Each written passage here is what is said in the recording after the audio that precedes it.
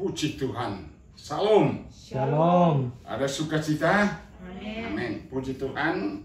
Kembali lagi kita berjumpa di dalam pembacaan firman Tuhan atau renungan firman Allah. Kami percaya firman Allah tidak menjadi satu halangan untuk kita mau bergaul dengan Allah. Karena firman Tuhan itu adalah hidup. Firman Tuhan itu kekal selama-lamanya.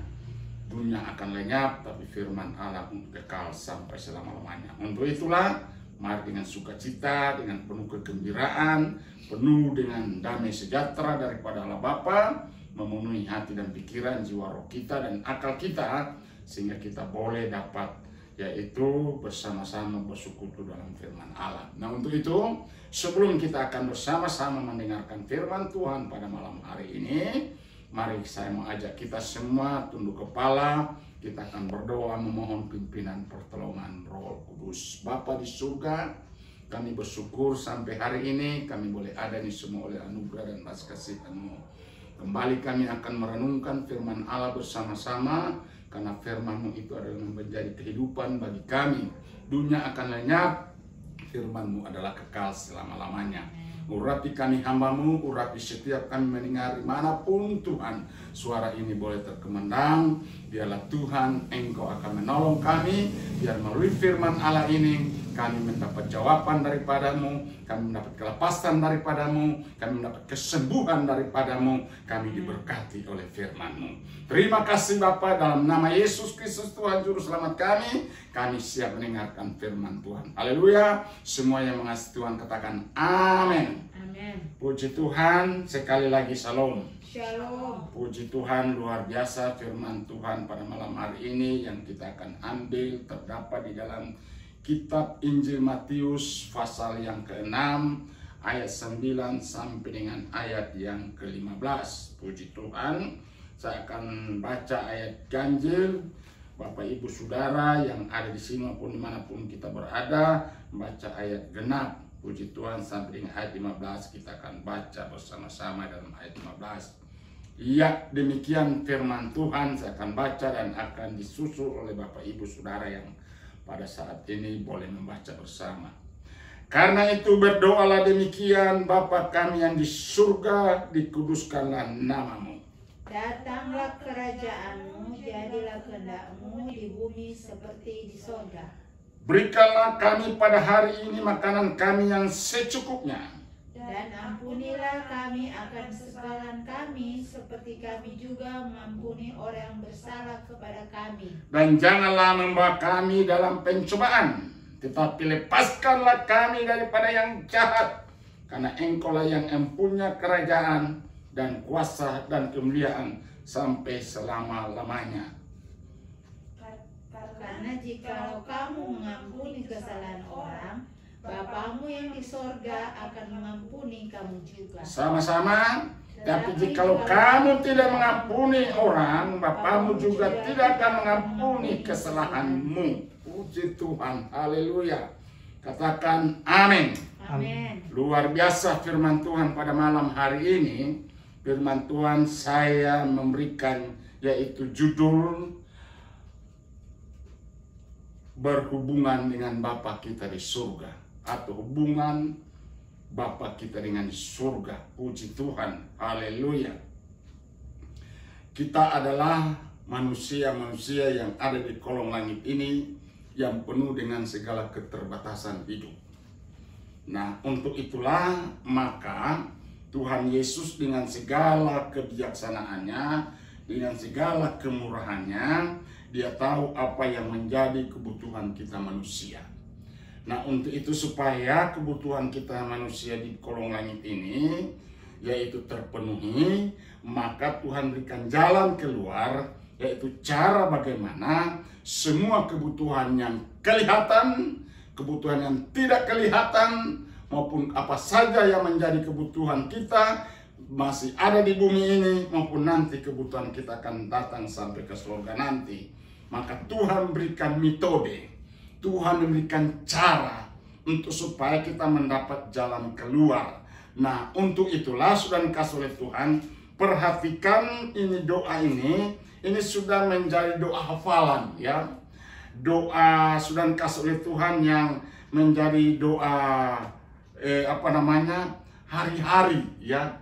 Arti kata, doa, kata-kata di dalamnya yaitu menjadi kata-kata yang biasa kita ucapkan dia setiap mungkin di dalam satu ibadah atau dalam satu persekutuan. Bahkan mungkin orang menggunakan doa ini sebagai doa makan, menggunakan doa ini sebagai doa tidur, menggunakan doa ini sebagai doa ucapan syukur. Pendek kata, semua yaitu yang ada di dalam doa ini mereka jadikan sebagai satu alat untuk yaitu berhubungan dengan Bapa di surga. Jadi saya mau tegaskan sekali lagi bahwa doa ini adalah membangun relasi dengan Tuhan. Katakan relasi. Atau doa ini yang diajarkan oleh Tuhan Yesus itu sebenarnya membangun hubungan baik dengan Bapa di surga. Nah, kalau kita ingin supaya kita hidup ini dapat dikenal oleh Bapa kita di surga, maka Bapa kita juga harus kenal sama kita. Nah, hubungan apa yang kita harus berikan? Yaitu kita dapat menyebut Bapa kami yang ada di surga. Jadi kalau kita sudah menjadi orang-orang yang hidup membangun relasi atau membangun hubungan dengan Bapa di surga, maka segala sesuatu yang menjadi keinginan dan kebutuhan kita itu sangat mudah untuk diperoleh. Nah, namun sebelum itu kita akan peroleh, karena saya melihat kebutuhan kita manusia itu sudah ringkas oleh Tuhan secara jasmani, itu di nomor yang kelima. Nomor pertama, kita membangun hubungan dengan Bapa kita di surga. Itu sebab Yesus berkata, kalau kita berdoa, berdoalah demikian, yaitu dikatakan, karena itu berdoalah demikian, Bapa kami yang di surga. Sudah kasih oleh Tuhan, berarti kalau kita berhubungan atau kita menyebut Bapa kami di surga, berarti kita sudah terkonek. Amin. Kita sudah jadi mitranya Tuhan. Kita sudah mengadakan suatu relasi dengan Tuhan. Berarti kita dengan Tuhan itu sudah kenal baik, ya. Kita sudah kenal hari-hari bahwa kita ini dikenal Bapa di surga, dan juga Bapa di surga mengenal kita. Nah, untuk membangun hubungan ini, maka kemarin kita sudah pelajari bahwa kita harus mengenal Allah dengan benar. Nah, Allah yang benar yang akannya itu kita akan mengadakan hubungan, yaitu di dalam Yesus Kristus. Di kolong langit ini tidak ada nama lain yang kita bisa dapat adakan hubungan relasi, yaitu hanya di dalam nama Yesus Kristus. Itulah Yesus Kristus sebagai jalan, yaitu kebenaran, dan Yesus sebagai kehidupan, dan Yesus itu sebagai kebenaran. Akulah jalan dan kebenaran dan kehidupan. Jadi Yesus adalah jalan, Yesus adalah kehidupan, Yesus itu adalah kebenaran. Nah, itu sebab kita tidak usah ragu lagi untuk kita menyebut Bapa kita di surga, karena kita tahu ketika kita terima Dia sebagai Tuhan dan Juru Selamat, maka kita akan disebut sebagai anak-anak Allah. Puji Tuhan. Itu sebab di dalam Yohanes pasal 1, tolong bantu saya untuk kita baca bersama. Yohanes pasal 1 ayat yang ke-12. Bagaimana? Firman Tuhan, ya. Tetapi semua orang yang menerimanya, ya, tetapi semua orang yang menerimanya diberinya kuasa supaya menjadi anak-anak Allah, yaitu mereka yang percaya dalam namanya. Iya. Jadi kita lihat bahwa Yesus Kristus, ya, di dalam pasal yang ke-1 ini, Yohanes pasal 1 ini dikatakan di sini bahwa ketika kita menerima Dia, dikatakan tetapi semua orang yang menerimanya diberinya kuasa supaya menjadi anak-anak Allah, yaitu mereka yang percaya dalam namanya. Jadi yang poin pertama, saudara, kita mengadakan relasi, kita mengadakan hubungan dengan Bapa kita di surga. Sebagai Bapa kita harus jadi anak dulu. Katakan anak. Jadi kita harus jadi anak dulu. Kapan kita jadi anak? Ketika kita keluar dari air, Roh Allah melambangkan burung merpati, Bapa di surga mengatakan, inilah anakku yang kukasihi, kepadanya aku berkenan. Saat itulah kita menjadi anak, karena kita dilahirkan dari air dan roh. Puji Tuhan, itu nanti kita bahas.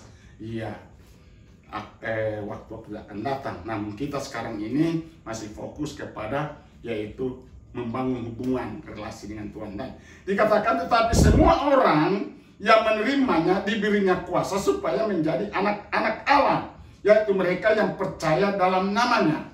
Jadi sedang kasih oleh Tuhan, kita harus percaya di dalam namanya. Ya, dalam nama Yesus Kristus itu ada kuasa. Amin.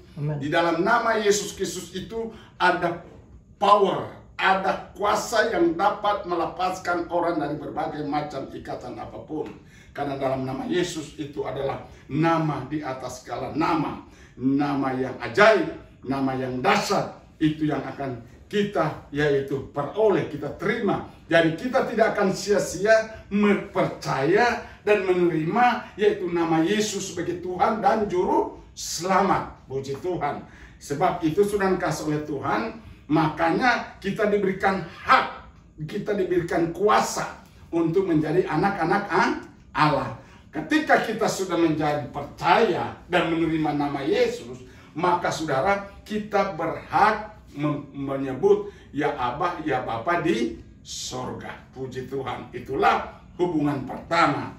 Dan kemudian sudah dikasih oleh Tuhan, apakah cuma itu yang harus kita lakukan dalam hidup ini? Kita menerima namanya, kita percaya kepada Dia. Karena kalau kita percaya kepada Dia, maka kita akan memperoleh hidup yang kekal. Alkitab katakan, barang siapa yang percaya dan menerima Dia, dia akan memperoleh hidup kekal selama-lamanya, yaitu dalam Yesus Kristus. Nah, itu sebab sudah kasih oleh Tuhan, dikatakan di dalam poin yang kedua, Bapa kami yang di surga, dikuduskanlah kiranya namamu. Puji Tuhan.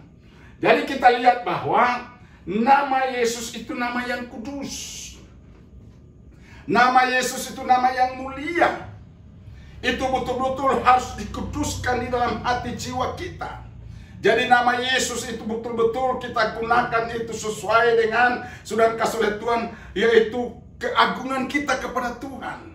Jadi nama Yesus itu jangan sampai kita salah gunakan. Jangan sampai kita yaitu menggunakan nama Yesus itu asal-asal saja. Iya, di dunia ini banyak nama Yesus, tapi nama Yesus di luar Alkitab. Tapi kalau nama Yesus yang kita imani, nama Yesus yang kita percayai, nama Yesus yang kita agungkan, itu harus dikuduskan dalam hidup kita. Jadi kita menerima Yesus, kita dalam keadaan kudus, suci. Ya, tidak ada hal-hal yang dapat menghambat nama Yesus itu, yaitu tidak tinggal dalam diri kita. Karena apa? Yesus berkata, kamu akan tahu aku di dalam Bapa, Bapa di dalam aku, dan aku di dalam kamu. Itu firman Tuhan. Yohanes pasal 14, ayat 19 dan 20. Kamu akan tahu aku di dalam Bapa, Bapa di dalam aku, dan aku di dalam kamu. Jadi sudah dikasih oleh Tuhan. Kalau kita ini percaya, ya kalau kita betul-betul percaya bahwa Yesus itu adalah yang Juru Selamat, Yesus itu adalah sebagai Allah yang hidup, yang telah datang ke dunia ini, yaitu menjadi manusia. Itu firman Allah telah menjadi manusia. Maka sedang kasih oleh Tuhan, itu harus betul-betul ditempatkan yang paling mulia, yang paling kudus di dalam hati kita. Jadi jangan sampai kita hidup sudah dikasih oleh Tuhan, iya sembarangan. Banyak orang mabok menyanyi nama Tuhan, menyebut nama Tuhan, tapi mabok. Iya sedang kasih oleh Tuhan, hidup dalam penyembahan berhala, tapi hidup sudah menyebut nama Tuhan. Sudah kasih hidup penuh dengan kekerasan, hidup penuh dengan berbagai kejahatan, menyebut nama Tuhan. Itu tidak boleh. Iya sudah kasih oleh Tuhan. Dikatakan kuduskanlah namamu. Dan kemudian poin yang ketiga, dikatakan datanglah kerajaanmu. Haleluya. Jadi sesudah kita yaitu menguduskan nama Yesus dalam hidup kita, kita materaikan dalam jiwa, dalam akal, dalam pikiran hidup kita, maka sudah dikasih oleh Tuhan, Tuhan berkata, biarlah kita akan mengundang kerajaan Allah. Datanglah kerajaanmu. Apa itu kerajaan Allah? Coba baca Roma pasal 14 ayat 17. Roma pasal 14 ayat 17. Kita akan lihat. Kitab Roma pasal 14 ayat 17. Coba kita baca. Roma 14 ayat 17. Sebab kerajaan Allah bukanlah soal makanan dan minuman, tetapi soal kebenaran, damai sejahtera, dan sukacita oleh Roh Kudus. Jadi kerajaan Allah itu ternyata saudara yang kasih oleh Tuhan bukan masalah jasmania, bukan masalah sedang kasih oleh Tuhan kerajaan di dunia. Iya, makanya Yesus berkata kerajaan Allah itu bukan ada di mana-mana. Iya, kerajaan Allah itu bukan seperti kita, ya, gambarkan seperti kerajaan, ya, Inggris, kerajaan Monaco, kerajaan apa, bukan itu kerajaan Allah. Kerajaan Allah itu adalah pertama soal kebenaran. Jadi hidup kita harus benar. Amin. Jadi kalau kita mengundang kerajaan Allah, dong hidup kita tidak benar, tidak cocok. Kita tidak bisa ada hubungan, kita tidak bisa membangun relasi dengan Bapa di surga. Bahasa kita akan menjadi kacau balau. Kenapa? Karena tingkah laku kita, hidup kita ini tidak ada dalam kebenaran. Hidup kita tidak ada dalam sukacita. Bahkan hidup kita yaitu di luar daripada yaitu Roh Kudus. Nanti kita akan pelajari tentang bagaimana kita hidup dalam Roh Kudus, bagaimana kita orang terima Roh Kudus, bagaimana kita bisa menyembah Allah dalam roh dan kebenaran. Sudah dikasih oleh Tuhan. Karena kerajaan Allah itu bukan soal makan minum. Kerajaan Allah itu bukan soal sudah kata 1 tambah 1 sampai 10. Kerajaan Allah itu bukan bicara tentang yaitu ada jenderal, ada hamba. Yesus berkata, aku tidak memanggil kamu hamba, tapi aku memanggil kamu sahabat. Artinya sahabat ada hubungan baik, betul? Kita membangun hubungan baik dengan Bapa kita di surga. Kita membangun suatu hubungan yang luar biasa. Sudah dikasih oleh Tuhan. Hubungan yang dibangun oleh Yesus itu ketika Tuhan Yesus bercakap-cakap dengan Nikodemus. Jadi percakapan Nikodemus itu sudah dikasih oleh Tuhan sehingga terpetik suara di sana. Yesus berkata, sedangkan bahasa dunia kamu tidak mengerti, apalagi bahasa surga. Iya kan? Nah, bahasa surga itu tidak bisa dipahami oleh manusia. Itu sebab Tuhan kasih oleh Tuhan katakan, jangan engkau heran kalau aku berkata, engkau harus dilahirkan dari air dan Roh Kudus. Jadi pikiran kita yang tadinya duniawi, pikiran kita ini kacau balau, pikiran kita ini hanya melekat kepada hal-hal jasmani, hal-hal tentang ada di dunia ini. Surga itu tidak akan kita samakan tentang dunia ini. Sudah dikasih oleh Tuhan, makanya dikatakan di situ, datanglah kerajaanmu. Apa itu kerajaanmu? Kerajaan Allah itu soal kebenaran. Kerajaan Allah itu soal sukacita. Kerajaan Allah itu soal damai sejahtera. Kerajaan Allah itu soal Roh Kudus yang bekerja atau tidak. Itu kerajaan Allah. Jadi saudara-saudara yang kasih oleh Tuhan, kalau kita hidup tidak ada sukacita, kita tidak ada hidup damai sejahtera, kalau hidup kita ini hidup saling membunuh, saling menyiksa, tidak ada yaitu jiwa kemanusiaan, maka kita tidak ada dalam kerajaan Allah. Kerajaan Allah adalah kerajaan yang membangun kehidupan manusia yang sudah hancur, dikembalikan untuk supaya hidup dalam kerajaan Allah. Seperti yaitu Adam pada waktu hidup bersama-sama dengan Allah. Dibangun lagi kembali. Ya, hubungan yang sempat putus oleh karena dosa, oleh karena kejahatan, maka Tuhan mau kembalikan kembali, maka Tuhan datangkan itu Adam yang kedua, yaitu Yesus Kristus, untuk supaya dia menjadi jembatan, dia menjadi jalan untuk mendamaikan manusia dengan Allah. Amin. Itulah hubungan. Jadi Allah melalui Yesus Kristus mengadakan yaitu pendamaian. Manusia sudah yang itu ditolak oleh Allah, manusia sudah tidak dilihat oleh Allah, ya sedang kasih oleh Tuhan. Tapi dengan Yesus datang ke dunia ini, dia menjadi perdamaian. Amin. Dia menjadi yaitu kembali membangun hubungan kita yang sudah terputus itu. Nah, itu sebab saudara-saudara kasih oleh Tuhan, kerajaan Allah yang kita terima itu bukan soal makan minum, bukan soal tentang jasmania, bukan soal tentang 1+1=2, bukan. Tetapi sedang kasih oleh Tuhan, firman Allah itu yang kita peroleh daripada Tuhan, itulah rohaninya. Ya. Maka ibadah kita bukan ibadah jasmani lagi, ibadah kita adalah ibadah rohani. Semua harus diterjemahkan dalam rohani. Maka sedang kasih oleh Tuhan, kebenaran apa? Yesus katakan iman itu adalah soal percaya pada Tuhan Yesus. Iman timbul dari pendengaran, pendengaran itu atas sabda Yesus Kristus. Jadi iman itu adalah dasar dari segala sesuatu yang kita harapkan, dan bukti dari segala sesuatu yang kita tidak lihat. Itulah iman. Maka Yesus mengadakan suatu hubungan dengan kita. Jadi kita harus mengerti tentang yaitu dikatakan, sebab kerajaan Allah bukan soal makan dan minum, tapi soal kebenaran dan damai sejahtera dan sukacita oleh Roh Kudus. Itulah kerajaan Allah. Jadi kalau kerajaan Allah ada Roh Kudus, maka di dalam Roh Kudus, di sana sudah dia akan bermanifestasi dalam hidup kita. Dia akan merubah luar biasa. Makanya Roh Kudus akan hebat. Kita akan, saudara-saudara kasih oleh Tuhan, kita akan dipimpin oleh roh kebenaran itu. Karena kita tidak benar, maka kita harus mempunyai, yaitu namanya roh kebenaran.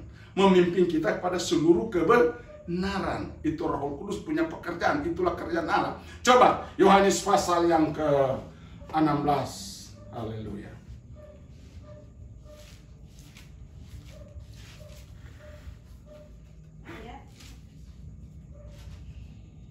Yohanes pasal 16 ayat 8 mulai. Yohanes 16 ayat 8, firman Tuhan, dan kalau ia datang, terus ia akan menginsafkan dunia akan dosa, Roh Kudus itu akan menginsafkan dunia akan dosa, kebenaran dan penghakiman. Kebenaran dan penghakiman. Terus akan dosa karena mereka tetap tidak percaya kepadaku, akan kebenaran karena aku pergi kepada Bapa dan kamu tidak melihat aku lagi. Sudah dikasih oleh Tuhan, akan kebenaran karena Bapa pergi ke surga. Dia membela kebenaran itu. Makanya Yesus katakan, jangan beri hatimu terharu, percaya kepada Bapa, percaya juga kepadaku, karena aku pergi menyediakan tempat bagimu. Itulah keadilan. Terus akan apa penghakiman? Akan penghakiman karena penguasa dunia ini telah dihukum. Iya, penguasa dunia ini telah dihukum. Penguasa dunia ini adalah dia ada namanya pencuri, pembunuh, pembinasa. Itulah setan, iblis. Berusaha membunuh iman kita. Berusaha sedang membunuh karakter hidup kita. Karakter dalam Yesus Kristus dia usaha bunuh. Iya. Dia rusak sedang kesulitan. Karena apa? Namanya dia pembunuh. Namanya dia penipu. Bapak pembohong. Ya. Bapak pendusta. Maka Tuhan katakan dia sudah dibinasakan, dia sudah dihukum, dia tidak ada tempat lagi di surga. Dia adalah Lucifer yang telah dicampakkan Tuhan ke bumi ini. Maka 1 Yohanes pasal 5 katakan dunia ini ada di bawah kuasa si jahat.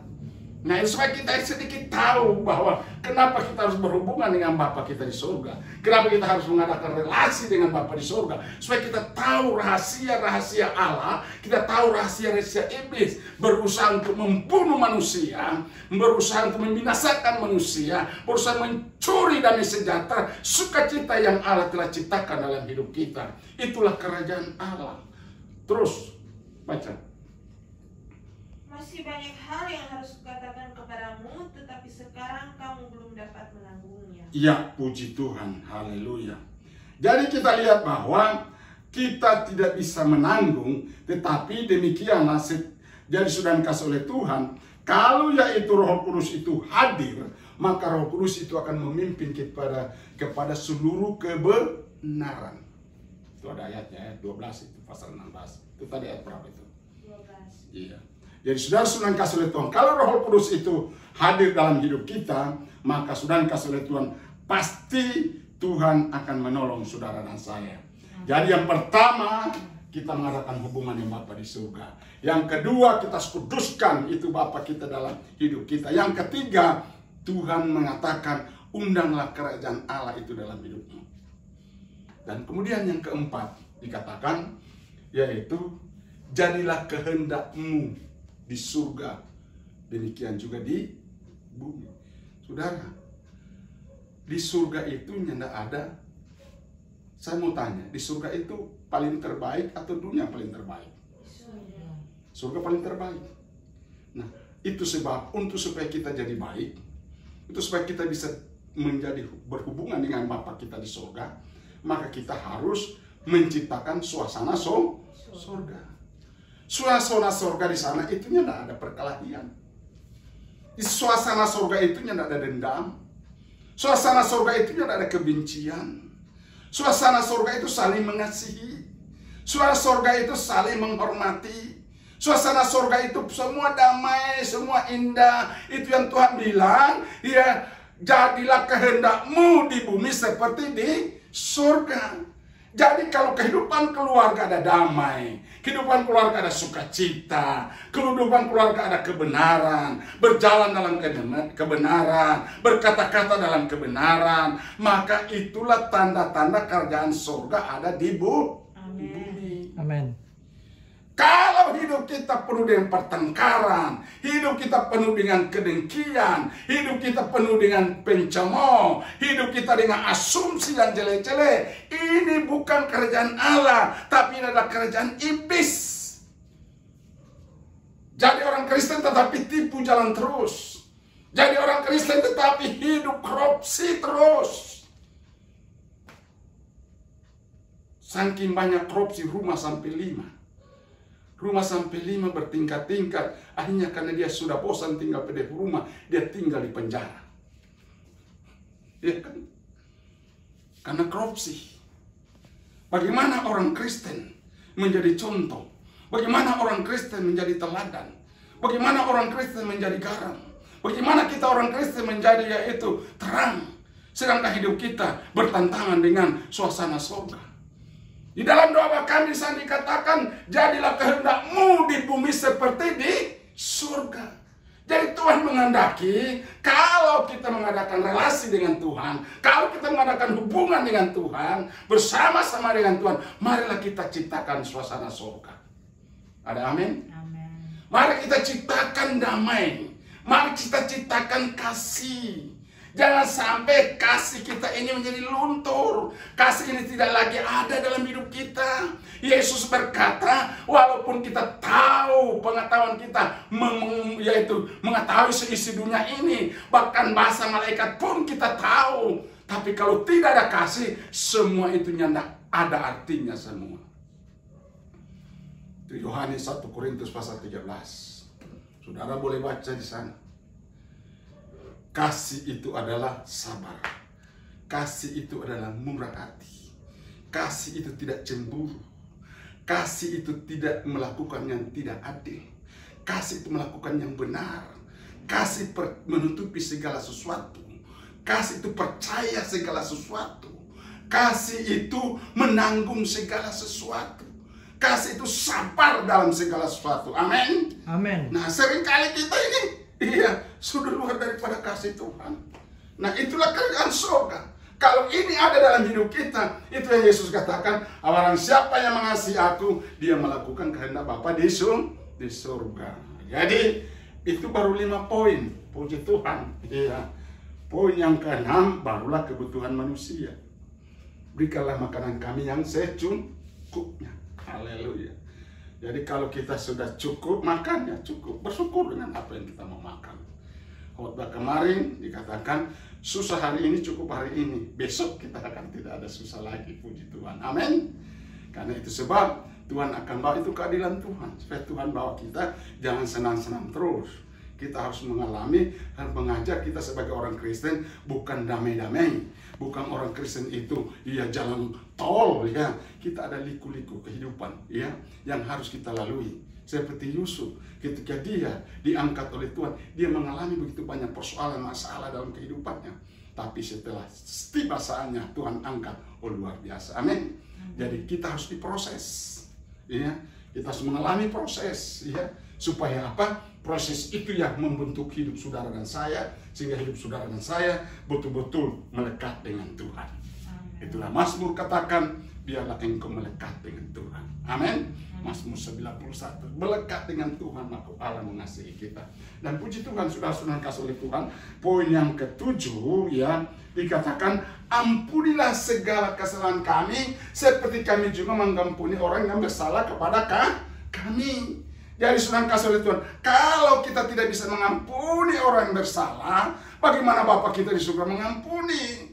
Jadi kalau kita sudah kasih oleh Tuhan, mau ingin supaya surga itu datang ke bumi, Tuhan katakan, biar jadi kehendak-Mu Bapa di surga, seperti di surga demikian di bumi. Maka sudah kalau Tuhan katakan, ampuni kesalahan orang lain, kita harus dapat mengampuni. Kalau kita tidak bisa mengampuni, Tuhan juga tidak akan ampuni. Sudah dikasih oleh Tuhan, itu sebab di 14:15 berkata, ampunilah kesalahan orang lain, supaya Bapa di surga juga mengampuni kesalahan kita.